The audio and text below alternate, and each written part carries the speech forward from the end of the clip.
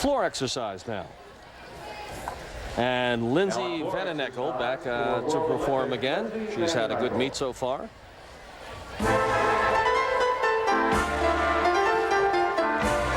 Beam, bars, overall score.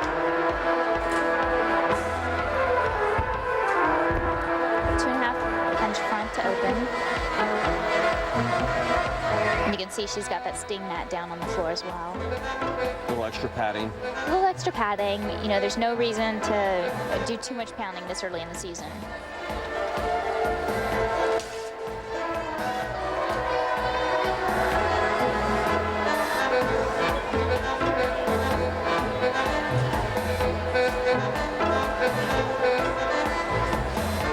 How will the Olympic teams be chosen?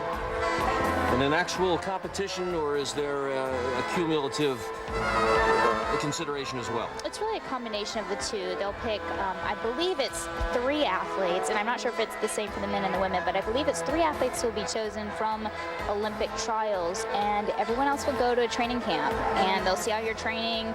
They'll look at the previous training camps and competitions that you've competed in. So, you know, if you have the flu at one meet and you don't do well, it's okay. If you have a pattern of doing well, hitting your routines, being consistent, then you can still have an opportunity to be on the team. It's really, I think, a very good system. I think it's going to put the best athletes on the floor. As Lindsey Vanden completes her floor exercise. Lindsey Vanden on floor exercise for World Olympic. Just a moment ago on the beam, Marcia Newby.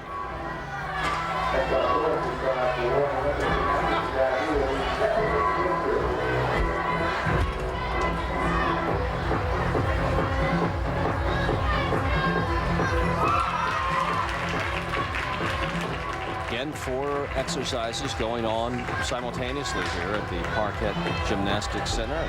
We're trying to move our cameras around to catch the best action for you throughout the evening. Good leg bend on that series. I'd like to see it with a little bit tighter legs.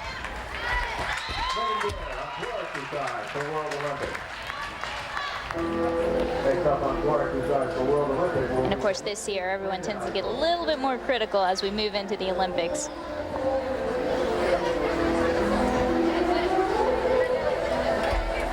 Oh.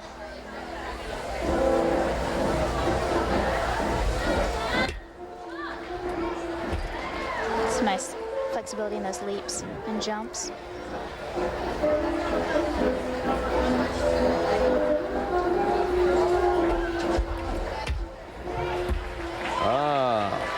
The dismount for Marcia Newby on the beam. And Marcia Newby of Excalibur scores 9.35 in the beam. That's good enough for 7th place in the current individual standings.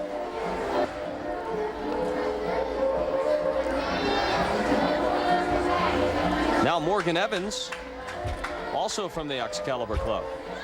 And she is in 2nd place overall after her first 2 routines.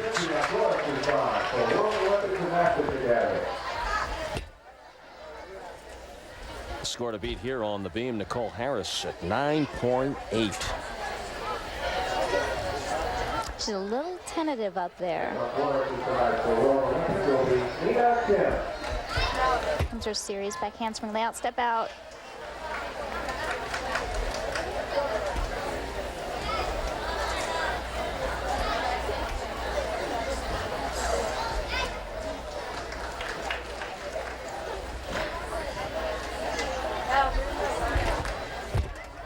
Oops. Yeah, and she's going to have some difficulty getting those, getting the tenths, getting the points for those leaps and jumps. You really need to show a lot of flexibility. There's certain angles that need to be met. And a double twist is not. So not the most difficult of beam routines, but you know, sometimes just getting through it and getting to the next event and staying on, sometimes that can just help your score because consistency counts.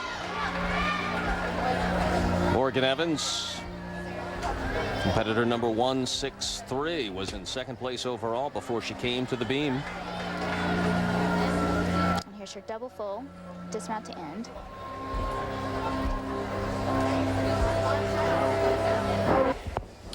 Cassie Overton will be the next to compete on the balance beam.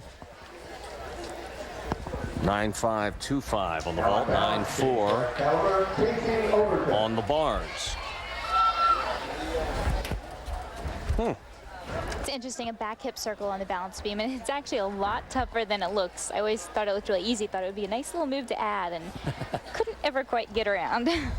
Always curious about this exercise, Shannon. How do you work up to this level? By tumbling on the mats first before you try it up on the high bar, so to speak? Yeah, you know, it's one of those things where most of these athletes have started at, you know, between 4 and 6 years old, so they really grew up on a 4-inch wide beam, and, you know, our feet used to be a lot smaller, so you get used to it gradually. You work on a line on the floor, then on a low beam, then on a high beam with mats under it, and you just kind of take those baby steps up.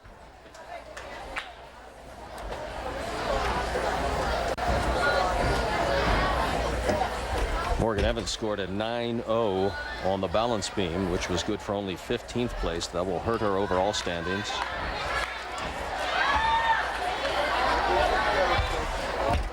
She was in 2nd place, I believe, in the all-around. Yep. Drop her down a little bit.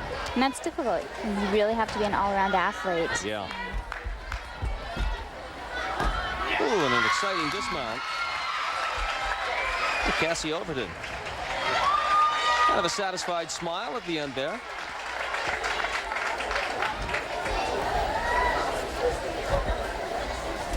Here's your dismount.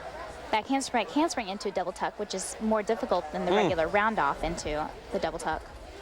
Cassie Overton. Now to the floor exercises from the Parkette team. Paige Cippoloni will begin her routine. Getting some last-minute coaching from her 2 coaches. One of them, Donna Strauss, one of the founders of Parkettes.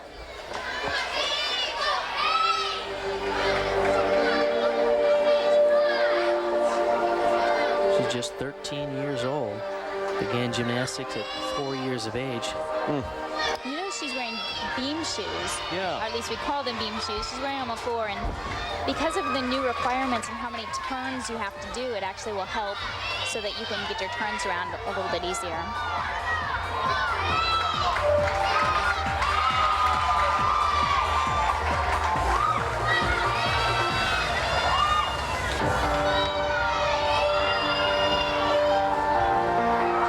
Beautiful 2.5-inch run.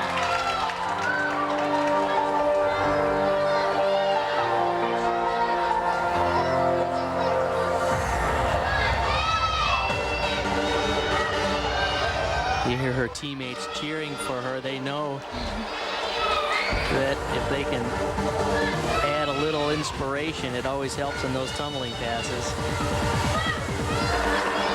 Kind of fun to see the teammates cheering for each other, helping them through the routines. And you can see they're almost sitting on the floor. They're about 2 feet away, which is great. Oh. That's a difficult last tumbling pass. A triple twist. She came in just a little bit short on that.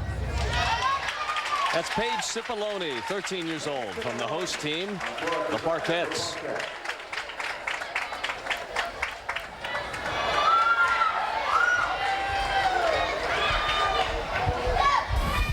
And she's a little discouraged after this miss. Here's her last tumbling pass. She's wanting to do a triple twist. You can see she probably just needed to take off at a little bit more forward of an angle. Have a little bit more power, but it's tough to do that at the end of a minute 30 floor.